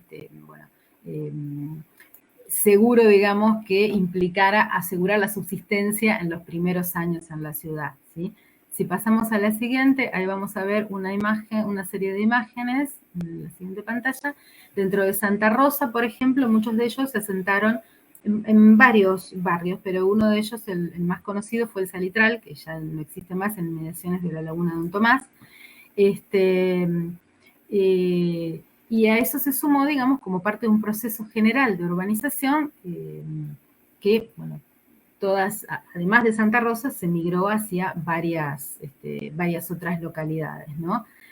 Iban a ser los jóvenes que se criaron en estas ciudades, los hijos de migrantes de medios rurales urbanos, los que en las décadas siguientes iban a conformar, reconociéndose como indígenas ahora, distintas organizaciones políticas basadas en una identidad indígena. Si pasamos a la filmina siguiente, vamos a ver que no todo el mundo migró hacia áreas urbanas, y quienes quedaron en zonas rurales, por ejemplo en Emilio Mitre, protagonizaron una serie de conflictos territoriales en las décadas de 1960 a 1970. En particular, hacia fines de la década del 60, esto implicó la formación de una serie de agrupaciones que lucharon, digamos, por contener, digamos, seguir en las tierras en las que estaban a partir del avance de privados sobre estos territorios. Ahí vemos una imagen de Lanús en su visita, en la que la movilización indígena lo increpó, lo interpeló para pedirles que escrituraran finalmente estas tierras. Y en la filmina siguiente vamos a ver que ese caso fue, estos son esos que veían, eran dos imágenes de dos diarios locales, pero el conflicto llegó a los medios nacionales. Por ejemplo, estas son imágenes de una nota que salió en la revista 7 Días, por ejemplo. En este caso, los grupos indígenas que estaban organizados para esta serie de protestas y conflictos, tenían un abogado en Santa Rosa que había tenido una militancia política muy extensa, tenía un medio de comunicación propio, pero también tenía contactos con medios de comunicación de distintos lugares del país, y eso generó toda una campaña que permitió de alguna manera instalar el tema a nivel local y contar con el apoyo de algunas notas puntuales como estas. Entonces, si pasamos a la pantalla siguiente, en ese momento no se creó una agrupación a partir de este conflicto, pero quienes lideraron la militancia en esa oportunidad iban a formar parte de las primeras agrupaciones identificadas como indígenas en la provincia. Si hubiera que hacer un corte arbitrario para cerrar esta charla referida al siglo XX, sin duda los años 2000 y 2001 pueden ser considerados sumamente relevantes, especialmente para el caso de los ranqueles, ¿sí? Que es la mayor cantidad de comunidades indígenas que hay en La Pampa en la actualidad, son ranqueles. Vamos a ver después que no son las únicas, pero en el 2000 se constituyó el Consejo de Loncos, que fue la primera entidad colectiva que reunió a distintas comunidades ranqueles de la provincia. Hay también comunidades ranqueles por fuera de la provincia de La Pampa, en provincia de Buenos Aires, en el sur de San Luis, en el sur de Córdoba. Y en el 2001 también hubo otro momento significativo, que fue el retorno de los restos de Mariano Rosas a Leuco. Si pasamos a la pantalla siguiente, a partir de el año 2000, la restitución de los restos de Mariano Rosas a Leuco y un clima más favorable a las demandas, como vimos a partir de la década del 90, esto es, digamos, común a varios otros contextos. La cantidad de comunidades ranqueles creció exponencialmente hasta llegar a las alrededor de 30 que hay entre provincia de La Pampa y Córdoba, San Luis, Buenos Aires. Y también hay otras agrupaciones, de otros pueblos, como por ejemplo las comunidades ranqueles, Ranquel Mapuche, radicadas en Toay, y más recientemente los Vicente Cachunao Pincén, con integrantes de distintas localidades de La Pampa y provincia de Buenos Aires. Es decir, que esta historia, digamos, que comencé en el siglo XIX y termina en el XXI, atraviesa el siglo XX como su principal núcleo. Muchas gracias.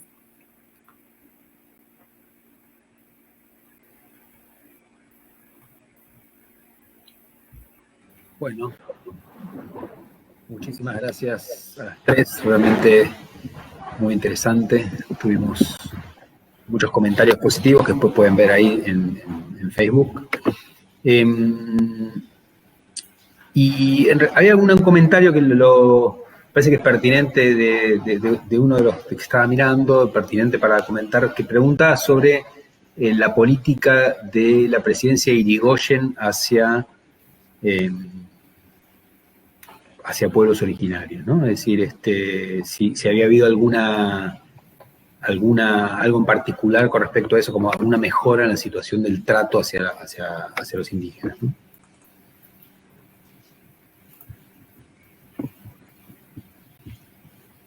Bueno,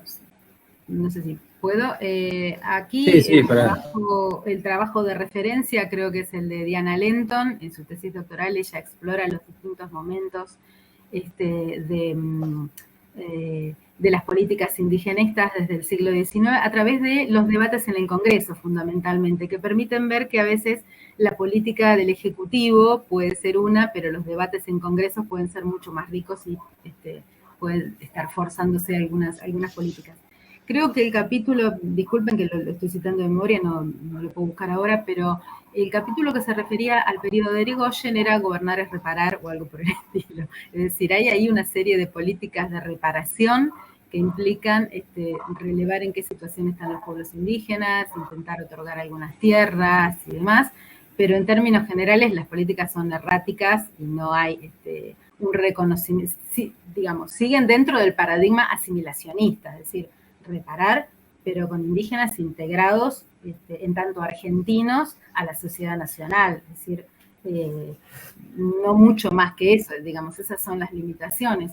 En el caso de La Pampa se ve, por ejemplo, en los informes de inspección de tierra que confeccionan los inspectores, que son funcionarios que dependen del gobierno nacional,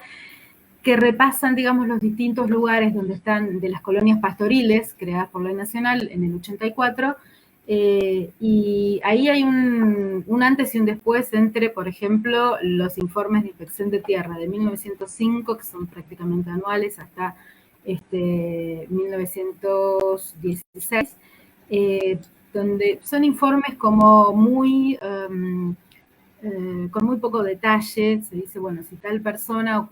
está ocupando efectivamente la tierra que se le concedió, qué hizo, si tiene ganado, si tiene construcción, etcétera, etcétera, y no mucho más. En algunos casos incluso uno ve, creo que del 13 al 14, que hay algunos que están directamente dibujados, es decir, se nota que el inspector no pasó por el territorio, sino que puso más o menos una especie de fórmula común para todos los lotes. Y en el caso de 1920,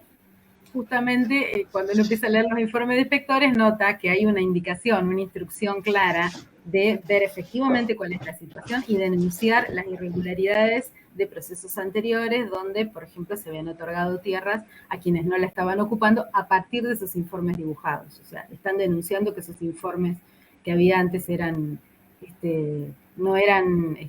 veraces, sino que estaban volcando información que solo convenía a ciertos sectores.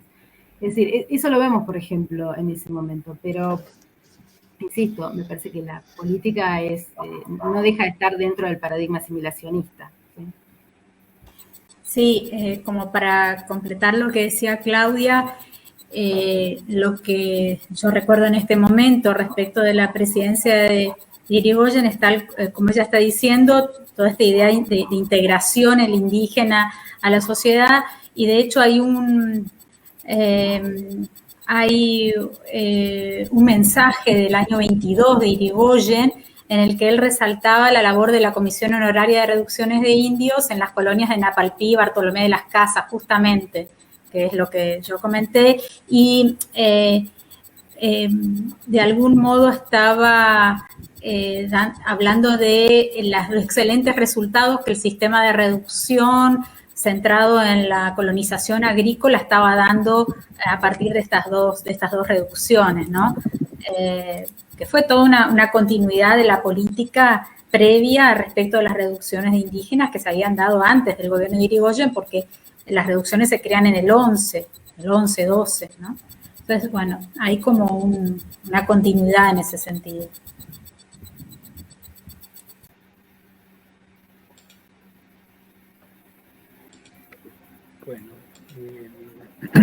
También había un comentario para Mariana preguntando por la masacre Pilagá de 1947. Digo, da para todo otro tema, pero no sé si querés decir algo al respecto. Sí, bueno, en realidad yo dije que iba a tomar solamente territorio nacional del Chaco, ¿no? Y la masacre de Napalpí, que es la que yo particularmente he trabajado, pero sobre Rincón Bomba hay mucho producido. Yo comenté los trabajos, en realidad, de todo, de la red de estudios de genocidio que está trabajando todos estos temas de genocidio indígena, y también está el film Octubre Pilagá, que es excelente, que tiene muchísima documentación también en el film, y que trata justamente de la masacre de Rincón Bomba.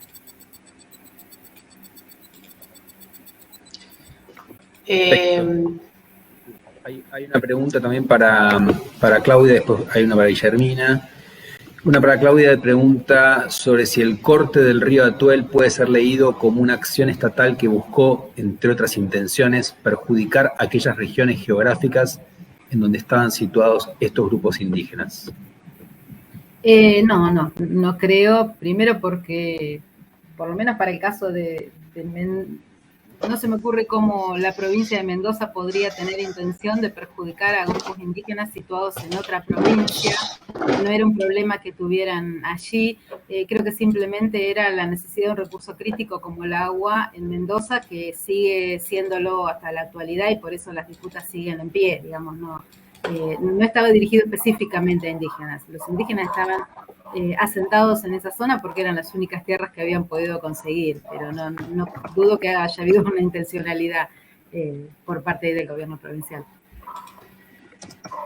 Perfecto. Y una pregunta para Guillermina sobre si nunca se pretendió extranjerizar a los collas a finales del siglo XIX, tal y como se pretendió y se pretende chilenizar a los mapuches.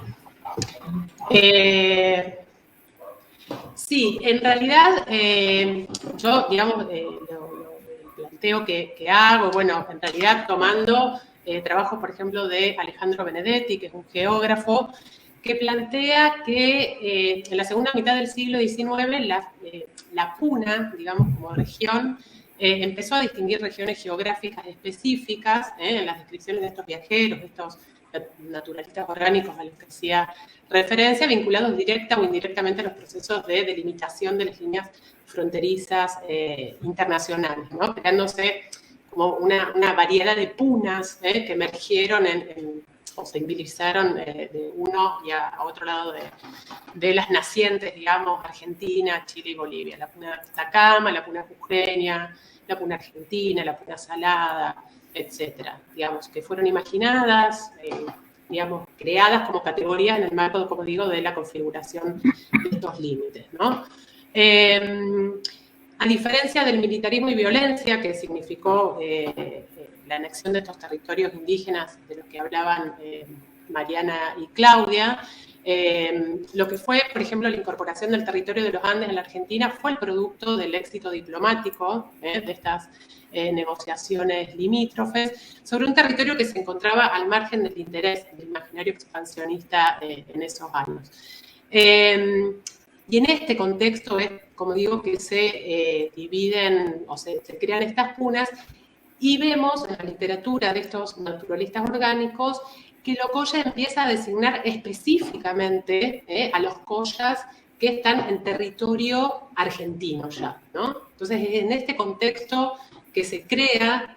digamos, que se toma, porque el etnónimo Colla ya hacía referencia a otros grupos en Bolivia, en Perú, pero en este contexto se utiliza para referenciar específicamente a quienes estaban, digamos, del lado argentino, una creación republicana de categoría étnica para designar específicamente a esos indígenas. Pero como digo, digamos, por un lado, la categoría se crea para designar a estos indios argentinos, pero casi en el mismo proceso o progresivamente se los va desindianizándolos en estos procesos de incorporación laboral y ciudadanos, ¿no? De los que también hablaron las colegas. Pero se les imprime esta huella, como digo, racializada a pesar de esta ideología de mestizaje que los vuelve indios civilizables en todo caso. Y la extranjería no la observamos en este contexto, sino a lo largo de las sucesivas décadas, y hay registros por ejemplo, Eulogio Frites en la década del 70, en su obra Los Collas, hace todo un tratado acerca de el racismo que opera sobre los collas y estos epítetos insultantes y demás que se aplican a estas personas, ¿no? Y la extranjería es más bien posterior, no en este contexto donde justamente se configura la categoría para designar estos grupos. Bueno, muchísimas gracias. La verdad que es un tema súper interesante, estuvo muy interesante todo. Les quiero agradecer a las expositoras por compartir este tiempo con nosotros y a todos los que están del otro lado. Pedir disculpas por algunos problemas técnicos que hubo por la tormenta que hay ahora en Buenos Aires. Y agradecerle a Florencia Poli y a José Botana que están ahí operando y que tuvieron algunas complicaciones por eso. Y bueno, también invitar a todos y a todas a la próxima edición, que es la anteúltima del ciclo de este año, que se llama La Argentina Conservadora, no solo el periodo, digamos, de las presidencias llamadas conservadoras, y donde vamos a tener 3 territorios diferentes. Va a estar Susana Bandieri hablando de Patagonia, María Celia Bravo hablando de Tucumán y Roy Ora hablando de Buenos Aires. El encuentro es en 2 semanas, el 15 de septiembre, siempre a las 5:30 por este mismo canal. Y después, para algunos que preguntaban, en nuestro canal de YouTube en unos días se sube esta charla y están todas las charlas del ciclo desde marzo a esta parte. Así que bueno, muchísimas gracias y será hasta la próxima. Y les recuerdo solamente, perdón, a los que están o pasan por Buenos Aires, que el museo ya está abierto de jueves a domingos. Se lo puede visitar. Bueno, muchísimas gracias y será hasta la próxima.